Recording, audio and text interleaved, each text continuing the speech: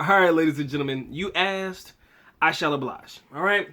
So today, guys, we're going to talk about the craziest, wildest story that I could share with you as a black man living the Philippine experience. Alright? Hold on to your seatbelts, ladies and gentlemen. Strap in. This one's going to get wild. Nah, I'm playing with y'all. But let's go ahead and get into it. What is good, ladies and gentlemen? Of course, you know who I be. Good Doc, Dr. Mike TV. Back again, once again. You already know what it is, baby. Instant classic in the making. First time to the channel, guys, make sure you subscribe, notify, do all the good things to make yourself well versed in the good docs content. All my good stuff shall be listed in the links in the description area below. Alright, ladies and gentlemen, I spent a lot of time in the country, but this particular story takes place during my first 2 years in the country. I was probably around the age of 19, and I didn't know any better. I do believe that this particular story was shared with you guys on my Patreon channel, so if you guys are not on the Patreon, don't sleep on it. They got a lot of stuff that I can't really talk about on YouTube. I just put it over there on the Patreon, alright? So, lock in. But I do believe I've shared this story a while back with my patrons about this particular young lady that I met online. Of course, guys, you had to know that the story was going to include a female, i.e. a Filipina. Big whoop. Alright, so here's how it all went down. So I was doing my daily routine of scrolling through dating sites and, trying to find a girl to talk to for the day, see what kind of action I could get. Hey, when you're young and aggressive and you got all that vitality, youth and vitality, you're going to use it when you have the opportunity to do so. At every chance you have an opportunity to do so. So, scrolling through the online sites and stuff, come across this girl that I thought to be super attractive. So I wrote her, sent her my quick little message. Hi, how you doing? My name is so-and-so. Marcus was the name that we used at the time. Shout out to Marcus.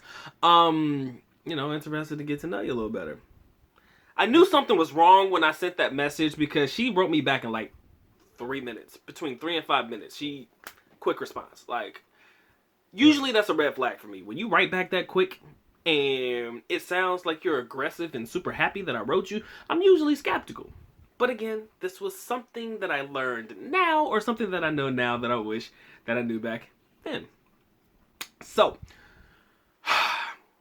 we started typing back and forth and stuff like that. I'm like, hey, you want to, get together sometime. Of course, we were in the same city. I was like, you want to get together sometime and hang out. She was like, yeah, but I have to tell you something. And I was like, okay, oh shit, here we go. She's a lady boy. That's exactly what I was thinking. Dude got a dick. Chick got a dick or something. That's exactly what I was thinking. But she was like, I'm married. And I was like, I paused for a second because I didn't know how to take it. Right? This is somebody's wife. Right? I think she was a mother of one at least. But I'm like, I can't really fuck with her anymore. She married. Right? So I was like, all right, cool. I respect that. I'm not gonna bother you anymore. Have a good day. That's what I wrote her back. And she was like, no. It's okay. It's okay that I have a husband. I'm like, And I'm thinking to myself, why is it okay? And she commences to trying to convince me that it was okay for her to interact with me while she had a husband. And I'm thinking to myself, if you was my girl, no ma'am. no way in this world am I going to be okay with my young lady, somebody I'm tied to or tethered to through a baby and by marriage. Am I going to be okay with you talking to another man? Period. Foreigner or not, because of course the guy was a Filipino guy as well. At this time, I'm thinking baby girl's for the streets, right? She's cool with me laying that pipe to her and all that shit. Because, I was being really sexually explicit. I mean, when you're young, you don't really hold anything back. So I was definitely having a conversation, man. We were vibing and everything like that. But, like I said, when she told me she had a husband, I was like, maybe I should back off. And I tried to back off. But she kept pulling me in. Like, yo, it's okay. It's okay. Don't worry about it. It's okay. And that's what she kept saying. But I was like, nah. Fuck that. Right? So usually when I used to type my messages before in the online dating site, I used to give my Facebook all together. Like, yo, if you want to reach out to me on Facebook, because usually I don't like talking to girls on online dating sites. I like to try to talk to them off of the site so it's easier to communicate. Because sometimes if all they can do is go to the internet cafe and that's the only time that they can actually have internet access, if that's the case, I may not hear from her for 3 days or something like that. But at least if you have Facebook, for a lot of you guys who don't know, Facebook is free. right? The Facebook Messenger app in the Philippines is free. I think they call it like Facebook Lite. So she can receive messages. Maybe she can't send pictures or anything like that because it'll cost data to do so. But for the most part, she can, send messages and receive it, and it's usually free. Just in case you didn't know. So what ended up happening was we talked for a minute, and I kind of died down the conversation. Like, I just wasn't responding to anything that she was writing. Okay? So, about 2 days later, I get a message and a friend request on my Facebook. Right? Come to find out, the person who was friend requesting me was the husband. So now I'm thinking, oh, fuck, man. Here I am, caught up in somebody's drama. I ain't got time for this shit, man. I'm just trying to have fun. Right? So he was like, hey, this is the husband of this girl's name and shit. You know how people do when they introduce themselves. This is the husband of so-and-so. She told me that she was talking to you on the dating site. And I was like, damn, she told you? Like, she basically told you that she was talking to a foreigner on a dating site? I said, okay. So she's like, yeah, she told me she was talking to you on the dating site and all of this shit. And, what do you think of my wife? I don't think those were the exact words, but something to that effect. He was like, what do you think of my wife? Or, why are you talking to my wife? And I told him straight up, I was like, yeah, man, I saw her on the dating site. It wasn't mentioned that she was married. I told him that it said that she was single. I said, that's probably a situation or issue you should take up with your girl. I didn't know. Out of respect, I'll back off. Right? And he was like, okay, cool, dude. Okay, bro, thank you. Or something like that. And I just left it be.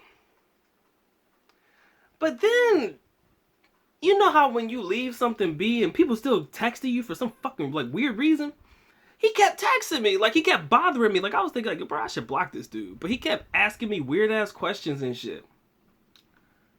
Come to find out. Not to get into the dialogue. Let's fast forward through the dialogue of it all. Come to find out. Oh, buddy and wifey kind of live that swinger lifestyle. Now, I'm 19 years old. You feel me? Usually when I'm in the bedroom, it's just me and my significant other, whoever I'm with in the moment, and that's it. You know what I'm saying? Ain't nobody gonna watch me smash, but they were into that shit. Like, they were really into it. Like, because it was almost as if she was shy to say that that's what they were into, so she kind of used her husband to kind of bring that shit to light. And I was like, yeah, man. I said, if that's your lifestyle, that's cool, bro. I said, I don't think I can't get down like that, man. Y'all do your thing. Okay, y'all do your thing, right? So he was like, yo, man, I'm gonna tell you the truth. He's like, if you want to sleep with my wife, it's okay for me. So hold on, time out. The first time I've ever heard a man tell me that it's okay to sleep with his girl. Like, I don't hear shit like that. Again, I'm 19. Like, what the fuck is this? Somebody try to sleep with my girl. If they are successful, they can have her. But if you really making my young lady feel uncomfortable, then we're gonna have to throw them hands. Like, bro, like, yo, leave my bitch alone, right? But nah, he was real cool about it. He's like, yeah, man, you can, if you want to, it's okay for me, bro. I know you black guys, huh? I know you black guys have very big. And I was like, oh, dear God, Jesus, man. Now it comes full circle, bro.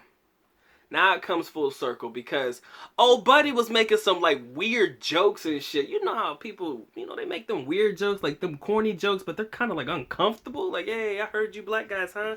Very big, huh? It's like, what the fuck? It's like, yo, why is another dude talking about another dude's manhood? Like, this shit don't happen to me. Again, I'm young. Fast forward, long story short, ladies and gentlemen, old buddy was kind of flexible himself, and I didn't know that. I ain't know that. So, basically, he was like, if you want to sleep with my wife, that's cool, but I want to watch. I said, oh, hell nah. Not happening. Not happening at all. Not happening at all. I said, fuck this shit. Y'all motherfuckers crazy. I blocked him on Facebook, like, just keep pushing, right? So, a week later, 2 weeks later, This bitch creates another dating site account, finds my name, and writes me again. Because I blocked her on the site. So I was like, man, this bitch crazy. She's insistent. Like, what is wrong with this hoe? She was like, okay. She was like, I know my husband told you some stuff. I said, it's okay. He apologizes and stuff. I know you blocked him on there. He didn't mean it that way, blah, blah, blah. Old buddy was flexible, yo. He was definitely playing for both teams. I'll put it to you like that. If you know, then you know. But he was like, it's okay, it's okay, it's okay. You know, he said it's still okay that me and you do something if you want to. Right now, at this point, I'm like, yo, I should block this hoe again. But you know what? Timing is very interesting. And I realized that timing is a very, very interesting thing. Doc was going through a dry spell at the moment. Okay? Full disclosure, ladies and gentlemen. I had not popped anything for a hot minute up until the point where she messaged me again. So my mind wasn't quite thinking right, okay? I will admit, I'm not thinking straight. It's going through a dry spell. Fuck it. I'm human. We all go through it. So, basically, the message read, to an extent, you know, my husband, he apologized, all that shit. You know, he ain't mean it like that. He didn't want to come off that way. We're cool, you know, we're cool people, we're a cool couple. He was like, look, he said, if you want us to do this, it's okay. But are you okay with us recording it so that my husband can watch it? So at that time, I was like, you know what? That seems like a pretty fair compromise. I'm not cool with nobody being in the room. I don't have to show my face or anything like that. I don't have to expose myself. All I do is expose my male region and baby girl topping me off and hitting it from behind and all that good shit, and I ain't gotta do nothing else. I said, all right, we can do that. So, long story short, ladies and gentlemen, they're out there somewhere in the world is a video of the good doc, Dr. Mike TV, just blowing his manhood all over some chick's face. The end.